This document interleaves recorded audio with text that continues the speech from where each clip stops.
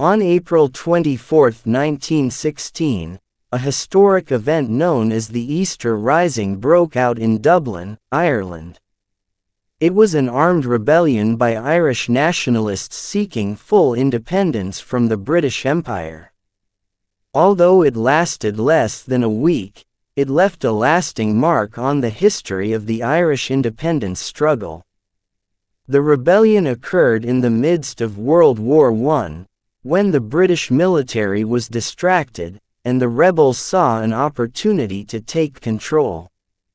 Led by figures such as Patrick Pearse, James Connolly, and Thomas Clarke, approximately 1,200 fighters from groups such as the Irish Volunteers and the Irish Citizen Army occupied key buildings in Dublin, including the General Post Office (GPO), which served as their headquarters.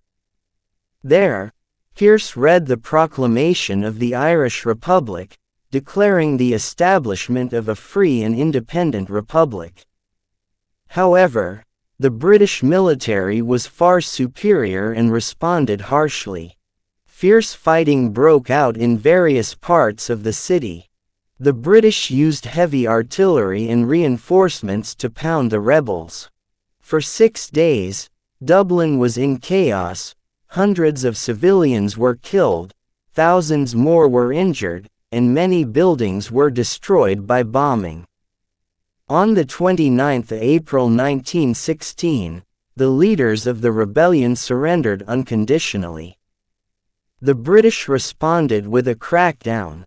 Some 3,500 people were arrested, and 15 key leaders were summarily executed in Kilmainham Gaol.